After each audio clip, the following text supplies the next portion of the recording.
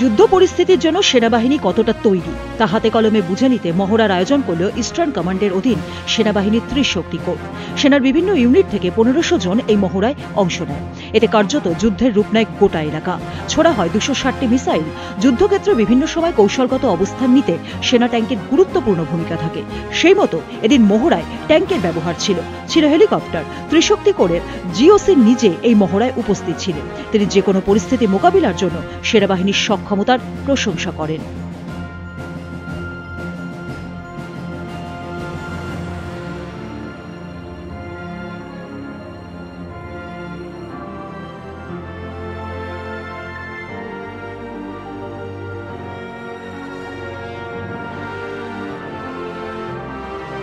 শিলিগুড়ি থেকে রঞ্জিত ঘোষের রিপোর্ট, উত্তরবঙ্গ সংবাদ।